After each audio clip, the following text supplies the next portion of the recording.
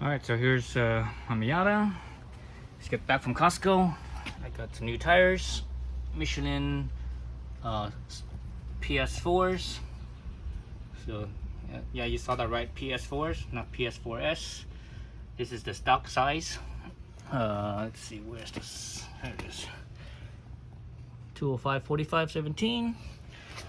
So width-wise, you see it kind of it doesn't come out square right here. So if you got the 215, it comes out it's nice and square, but this one is it's not, and that's just how it is. Difference, even though it's 45 profile, it's still 45% of 205, not 45% of 215. So this profile here is it's smaller. It's a little bit shorter, a little bit lower.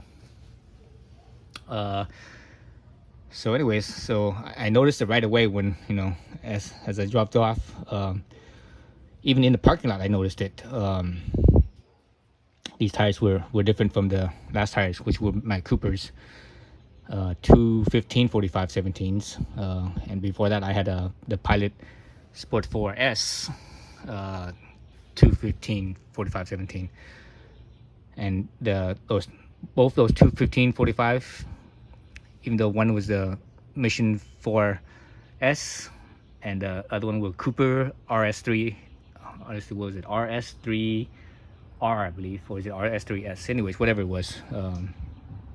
Both those tires felt very similar to each other. They actually felt more similar to each other than this tire, even though this is a sibling, a predecessor to the 4S. And the main difference in feel is actually not the tire construction or even the compound. The main difference in feel is actually the diameter, the smaller diameter, and also the reduction in weight, because essentially these tires are smaller, so it actually weighs less. So yeah, so I noticed it right away in the parking lot, and I really noticed it when I got on the freeway.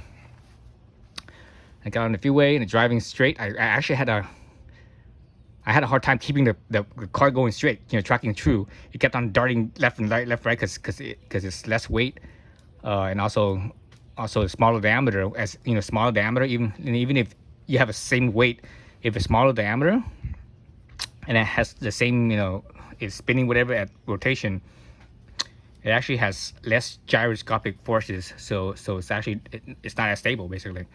So it's darty. So I had a hard time keeping it straight, because I was used to the fatter tires, the heavier tires, the larger diameter tires, and so this one's a little bit more stable. So basically, what another saying is that, or another way of putting it is that these tires are much more responsive. So it doesn't take much of your hand movement on the steering wheel for the car to dart to left, right. So these are definitely more responsive, more playful, basically, is what it is, and that's what it felt like. So I took my test route home, and it felt, in the twisties, it felt very very playful, much more playful. It felt a little bit lighter. Overall, I just felt lighter. The car just felt lighter, more responsive. I was trying to see if I could distinguish the actual suspension movement. It was kind of hard to tell, because these ones are, because the 4S, excuse me, they're the 4, not the 4S. The 4S is a little bit stiffer in the carcass, so the 4 is a little bit softer, a little bit more comfortable, slightly less responsive. But because of the less gyroscopic force and also less mass, not just being responsive in turning it, in the steering input and turning, but also more responsive in the brakings too. I noticed that when I was braking, I didn't, the car was able to stop a little bit easier, or require a little bit less effort, a little bit less brake pedal force for it to stop, because again, this is lighter, lighter, that rotational mass. Even though I think this tires, I think it's about a pound lighter than the 4S, possibly a pound or so. So that makes a difference.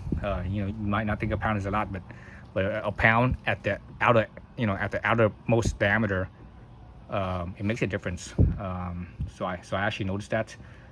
Acceleration wise, I didn't notice too much in acceleration.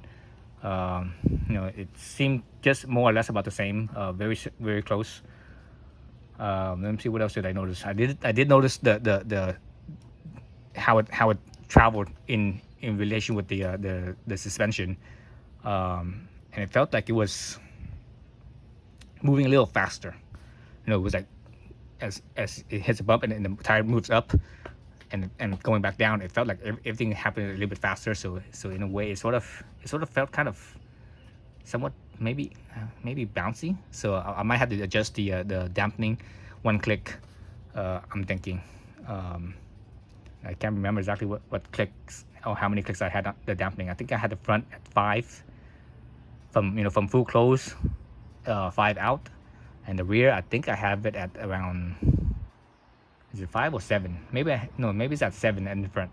I think I have it at 7 from full close, clockwise all the way close, the dampening knob all the way close, and 7 clicks out, counterclockwise basically.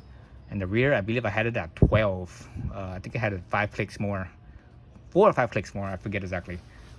So I might have to, do one click neither one way or the other just to see how it feels, to make it slightly smoother.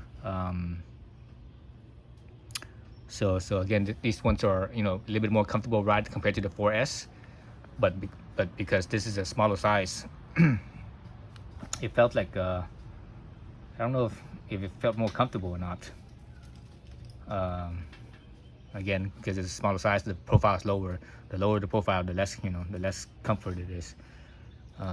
So that kind of made it into a kind of it's kind of it's kind of a wash basically. So there's that. Let's see what else. And obviously the looks, now there's more gap here. There's a little bit more gap here. That was the first thing I noticed as the guy that did the tire install pulled it out from the car bay. When I saw it, actually even before he pulled out the car bay, when I just looked at it, and I was standing by the car bay door, and I was looking at it, I'm like, damn, that gap is like, it's more noticeable now. Well, it's okay. It's still pretty uniform from here to here to there.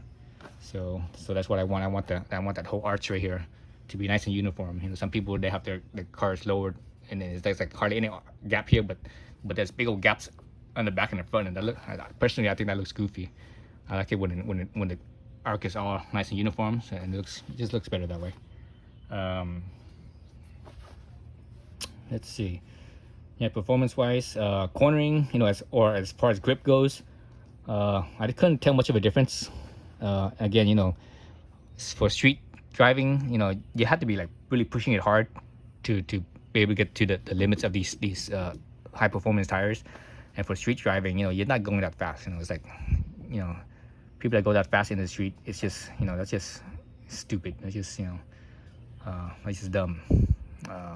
There's a time and place for that type of stuff, and that's where you take it to the track or take it to the autocross. Don't be driving like an idiot on the street. So anyway, so now the tires are at 22,600 miles, I believe. 22 or just a little bit over 22,600 miles. So we'll see how long they last. I'm guessing these tires will probably only last 6,000 miles or so, about 6,000 miles. If the history of the last two tires is any type of indicator, these ones will probably be about the same as those other two. So that's my initial thought on the Michelin Pilot Sport 4. We'll see how it goes. So this next, for the life of this, I want to see how it is. If I'm happy with it, I'm probably gonna stick with this size. If not, then I will go back to a 215/45.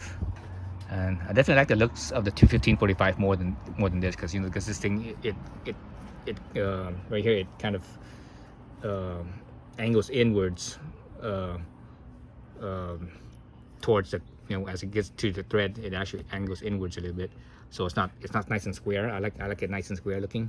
So the 215s do that. They have that nice square look to it. Let's see what else with this. That's all I can think of off the top of my head for right now. Again, I need to play around with the suspension just a little bit, just tweaking the suspension, you know, one click one way or the other, to see if it gives it a smoother ride, basically.